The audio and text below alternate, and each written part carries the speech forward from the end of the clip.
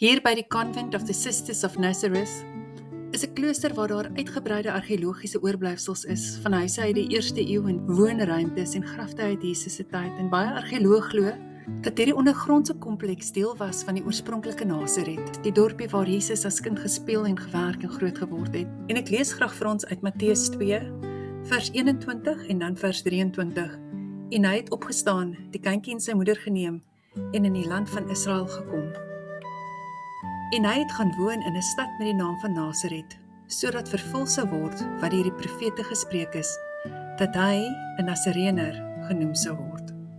Jesus se kinderjare begin net soos Moses in gevaar, en deur 'n droom word Josef gewaarsku om met Jesus en Maria na Egipte te vlug, weg van Herodes se geweld. Egipte, wat eens die plek van Israel se slawerny was, word die plek van beskerming. Wanneer Herodes sterf, spreek die Here weer tot 'n droom, vir Josef om terug te keer, nie na Bethlehem of Jerusalem nie, maar na Nasaret. Nasaret was 'n baie klein, onbeduidende dorpie, so onbekend dat die mense later sou vra of daar enige iets goeds daaruit kon kom. Tog kies die Here juis hierdie plek vir Jesus se grootwordjare. Hier leef hy 'n gewone lewe tussen eenvoudige mense wat handearbeid verrig en alledaagse roetines het. Die evangelies vertel baie min van Jesus se grootwordjare, maar Lukas skryf dat Jesus toegeneem het in wysheid, grootte en genade by God en die mense. In Nasaret was daar geen skades en geen wonders nie, net groei, gehoorsaamheid en voorbereiding.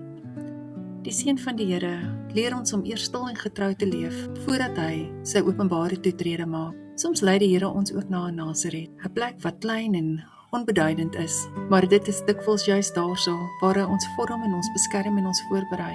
Uit die oog uit, maar altyd onder sy sorg. Soveel kere werk die Here in die stil en alledaagse en verborgde dinge. Jesus se jare in Nasaret herinner ons dat gehoorsaamheid in die klein dinge kosbaar is vir die Here. Waar ons dalk voel, ons lewe is ongesiens of onbelangrik, is hy besig om ons te vorm en te beskerm en voor te berei vir die plan wat hy vir ons het. Mag ons leer om getrou te bly in ons eie Nasaret, met die wete dat sy tyd en plan altyd volmaak is. Amen.